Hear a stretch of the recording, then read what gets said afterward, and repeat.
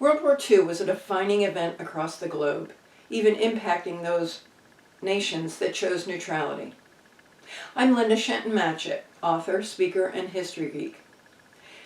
While researching my books, I unearthed tons of intriguing historical information that doesn't end up in my stories, so I've created this channel to share those tidbits with you. Ireland did not join the war and declared its neutrality on September 2, 1939, with the Irish Parliament officially adopting the policy known as the emergency 10 days later. No one should have been surprised at the act because Head of Government Eamon de Valera had announced in February that the country would remain neutral in case of war. However, as one source put it, Irish neutrality was a fraught affair, a delicate balancing act between neutrality and secretly aiding the Allied powers. The Americans and the British made several attempts to change de Valera's mind, the British making promises to lift tariffs on Irish agricultural imports, and to return to Ireland the 3 ports they lost in the Treaty of 1921. The answer was no. By 1940, Prime Minister Neville Chamberlain had been replaced by Winston Churchill, who had been an integral part in drafting the Anglo-Irish Treaty. In his opinion, the Republic only existed because of the treaty, and Ireland's declaration of neutrality was a breach.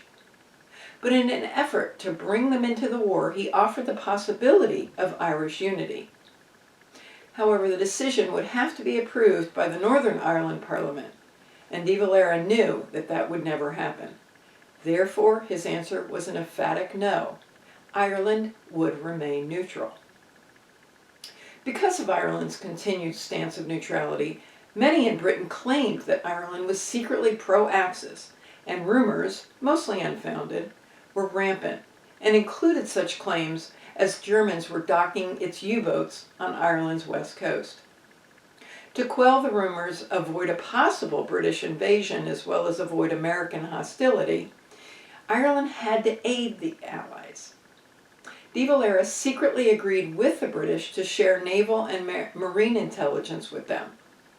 Reportedly, Dan Bryan, the head of Irish military intelligence, developed particularly close relations with his British counterparts during the war. The standard practice for neutral countries was to intern any belligerent personnel who landed there. And in the beginning, Ireland followed that practice, detaining both Allied and German downed airmen. Then came 1943, and Ireland quietly released all its 33 Allied internees while keeping the Germans incarcerated, about 260. From this point forward, surviving Allied crews who crashed were secretly escorted across the border into British territory. Planes and machinery were also repaired and returned. Justification for this was that all Allied planes over Ireland were on training missions, whereas the Germans were on combat missions. Support to the Allies continued, and in 1944, prior to the Normandy landings, Irish weather stations provided crucial weather reports. But what of Ireland citizens? How did they feel about neutrality? How did they respond to the war? No definitive number exists, but more than a few joined the resistance, some because they had been caught in occupied countries, others because they felt it was the right thing to do, and they left Ireland to join one of the many resistance cells. According to one source, Irish women made up over 50% of the Irish resistance contingent in the Second World War. Today, I'll be telling you about just a few of them. The first is Franciscan nun Katherine McCarthy, who went by Kate. She took the name Sister Marie Lawrence. Born in County Cork, she was the eldest of 9 children and joined the Franciscans when she turned 18. During World War I, she was sent to Bethune, a small town outside Paris, where she nursed civilians and soldiers. In 1919, she and 5 other sisters boarded a ship to the U.S. and ultimately made their way to Louisiana, the small town of Monroe, where they worked in a sanatorium. Marie Lawrence remained for just over 20 years before returning to France shortly before the Battle of France. She was once again assigned to the sanatorium in Bethune, which now treated British and French POWs.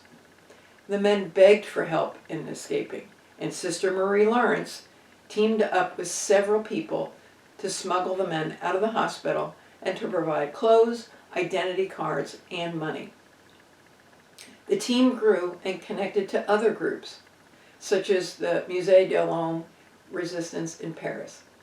It is thought she saved at least 200 soldiers. Unfortunately, she was betrayed in 1941 and sent to Ravensbrück, where she managed to escape the gas chamber 4 times.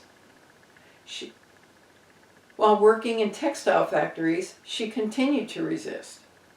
She would flush buttons down the toilet instead of sewing them onto uniforms, and she unpicked every 5th stitch on parachute belts in the hopes the poor quality would create a free fall. She managed to survive and was released in April 1945, weighing little more than 70 pounds. She received awards from France and Britain before moving back to Cork, where she became the Mother Superior for the Hunan Home for the Elderly.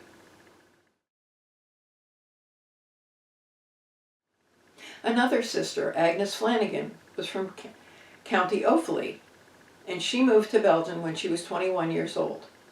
She secured work as a maid for a few years, then joined the Congregation of the Sisters of St. Augustine in 1934. Not much is known about her time with the sisters until World War II, when she was arrested and found guilty of hiding a British POW. After nearly a year in jail, she was released because of ill health. She was discovered holding resistance documents, which she tore up in front of the arresting Gestapo officer, rather than allow the information to fall into their hands. After her trial, she was sent to Ravensbrück, where she stayed through the end of the war. After her release, she spent another 2 years in the order before resigning in order to marry. Sister Maureen Dennehy from County Kerry was part of the Irish Franciscan Missionary Sisters of the Immaculate Conception.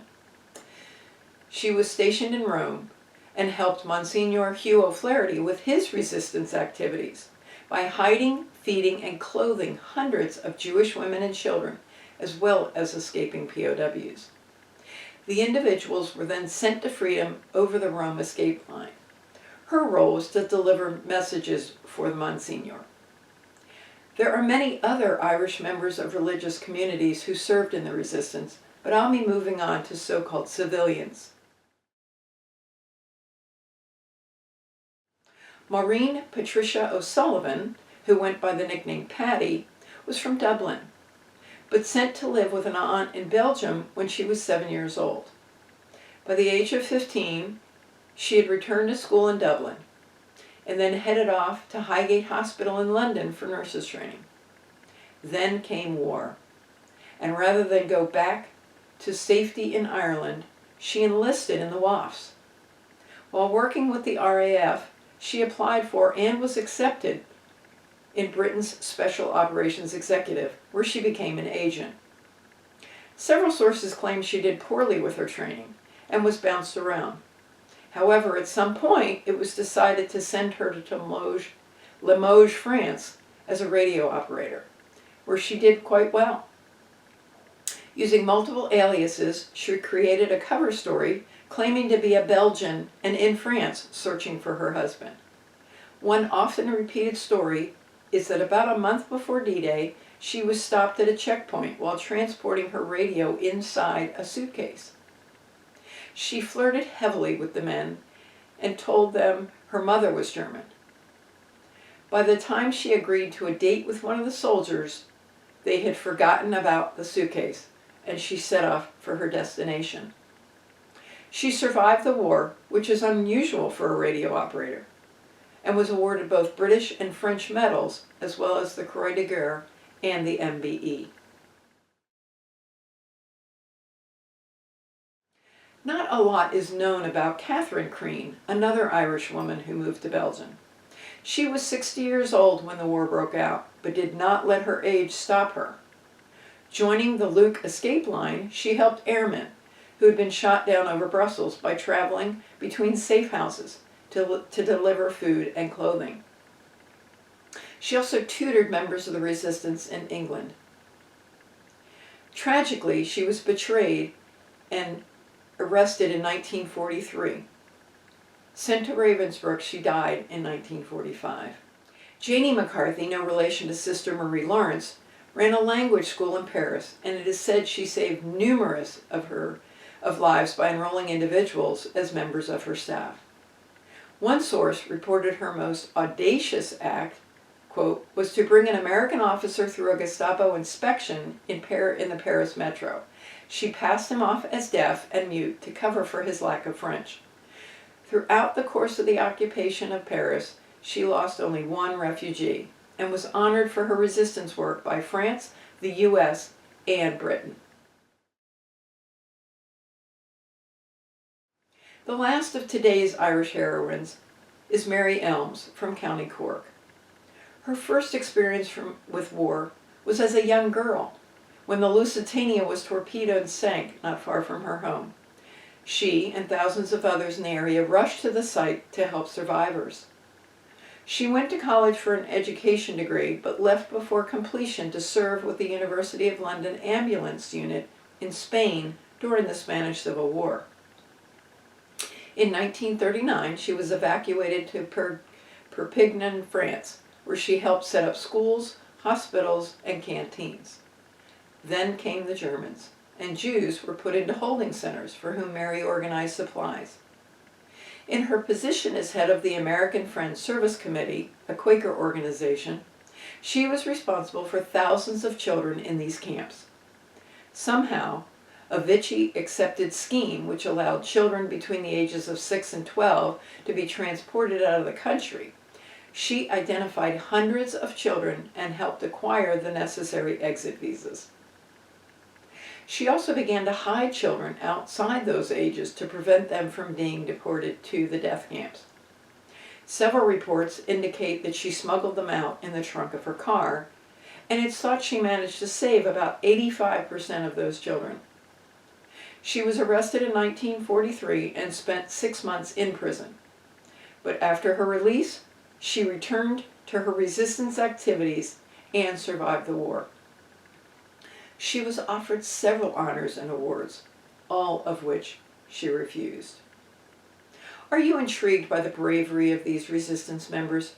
Grab my recent release, Shetland Sunset, which features the intrepid members of the clandestine Shetland bus resistance operation. Purchase link is in the details section. Thanks for watching, and have a great rest of your day.